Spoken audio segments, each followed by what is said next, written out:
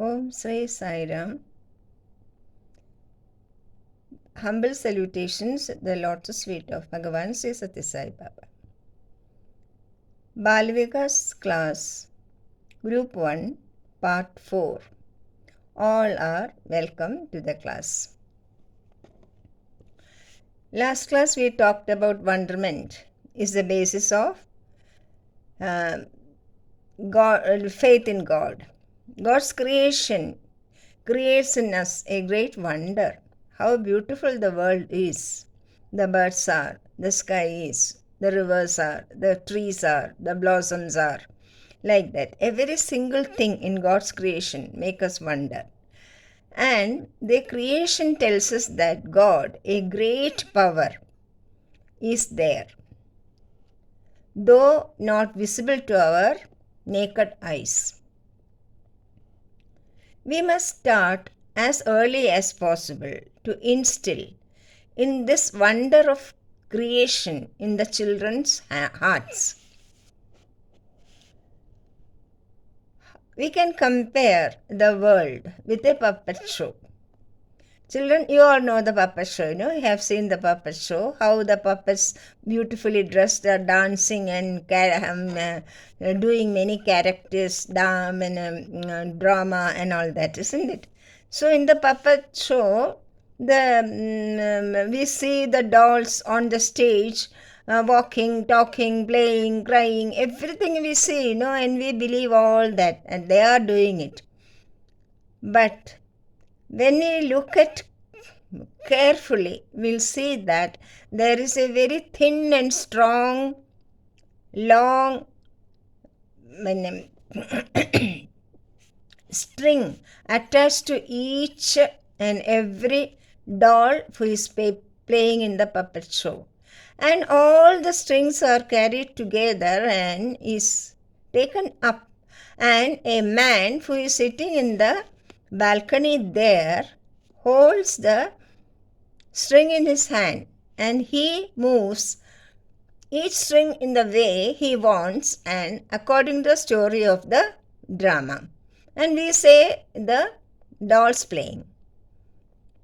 We are not seeing the person who sits there or the strings. So we think the puppets are doing it themselves. Likewise, God, who is the creator, is making us as puppets according to his wish, according to his will.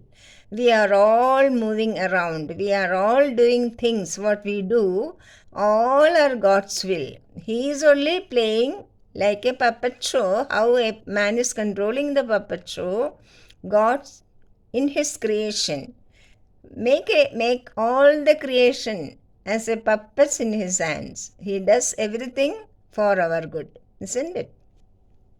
And the show goes on and it is so beautiful. So we must remember that we are all part of his great show.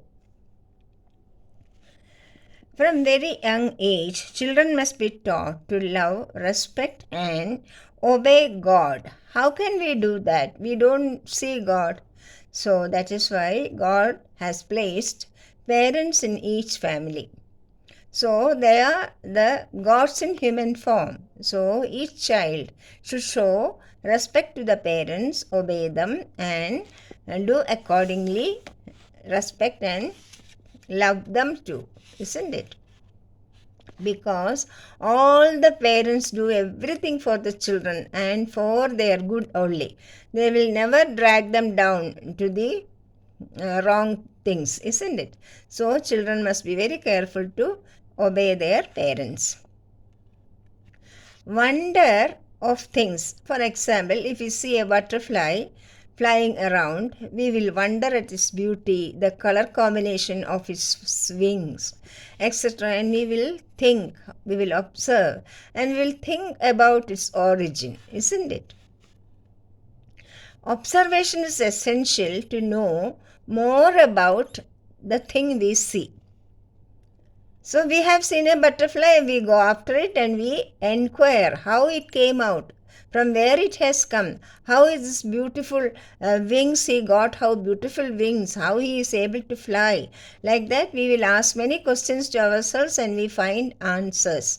Likewise, all living and non-living things in this world has a role to play, and we must inquire into it very from small age. From small things we start, and we, by the time we grow up, we will reach the bigger things to inquire and find out, isn't it?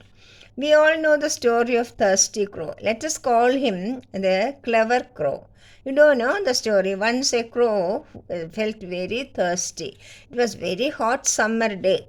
It could not find any water anywhere. All the ponds in the village were not at all having any water, and he can't go down to the well and get water. So what to do? He was going around and he was observing any water is available anywhere. Then he saw a small pot, and he looked at it and he saw very little water in it. So the crow thought what to do, and suddenly he remembered a man doing this. He observed him doing this. So he also remembered, and he started pecking at the stones, small stones around the pot, and he started putting one by one into the pot. And he saw that the water is rising up. When it is replacing, the stone is replacing the water and make it rise up. So the crow happily drank the water and flew away. We all know that crow is not at all a beautiful bird. We are not interested in a crow. Not only that, the crow has a his voice is not at all sweet. It doesn't have a beauty, or it doesn't have a sweet voice also. So we are not at all attracted by a crow. But crow also gives us messages. Very beautiful messages a crow gives. First of all, the crow keeps himself very clean. But he cleans all the dirt around our house or in the streets. If anywhere any dirt is there, he will go and pick it up and eat it, like that. So he cleans the surroundings of our houses. So we must be thankful to him for that, isn't it? The second quality he teaches us is sharing. You give a crow some food. He will not eat it immediately. He will call by cawing. He will caw like that. He will crow and he will call all his friends around. He will share the food and eat. He will never eat himself. So sharing is a great lesson he is teaching the humankind. The third lesson is unity. They are united in doing anything. They have no jealousy to each other. The crows are always united. If he sees some crow falling down or sick or somewhere is lying down, suddenly we know a whole lot of crow will come and cawing, they will make such a lot of noise, and they will come and surround the crow who is sick or ill or fallen down, and carry him with them and look after him so well. And all are in unity. Doing that, they are showing us that we should always be careful to our brethren, who is our brothers and sisters. When they are sick or ill or not feeling sad, we should go to them and give them solace. That is what the crows teach us. Another thing is, it is very clever. We cannot trap a crow so easily. It is very rarely crows are trapped or crows are killed in that matter. It has such an observation alert. The crow is a very alert bird. It will sit on a tree and put his head down like this and down and look around everywhere. Where any danger is there, he will inform his friends, as well as he himself will not fall into the trap. Doesn't understand? So he teaches us alertness and cleverness. Is very clever. See, if somebody gives him food, he will not come immediately. He will see, and then slowly he will come. Come and take the food from the hand. He is very aware of the danger in the world. So that we should also be. We will take every step. We should very carefully. We should take.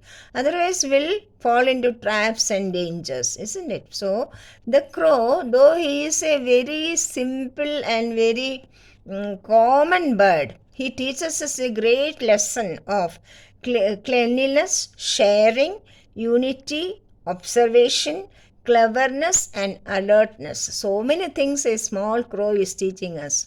So the small children, to the small children, the parents should tell this, and the bigger children, 8 and 9-year-old, they can understand from my own storytelling. So others should be taught. Understand? So समस्तलोका सुखिनो भवन्तु समस्तलोका सुखिनो भवन्तु समस्तलोका सुखिनो भवन्तु. This prayer is from the Sanatana Dharma. It was written in Sanatana Dharma used to tell us Loka Samasta Sukhino Bhavantu. India is the only country in ancient India. It has prayed for all the world to be happy and prosperous and in good health. So for everyone, the Indians were offering prayers for all people, not only for themselves. That is the culture of India. So our children should be aware of our great culture. That is the duty of the parents, to teach them our old and ancient culture, which is Sanadana. Sanadana means never, it will never vanish from the earth. It is it is Nitya. It is always will be there. That is called Nitya. So eternal Sanatana Dharma is eternal. It will never go away from us. So the children should be aware of the Sanatana Dharma because it has so much to teach us. So many things in Vedas, in Upanishads, in Puranas, in so many Puranas there, so many stories are there, so many great men are there. So we must all be aware of our culture. That is the lesson for today. So I take off. Sai Ram.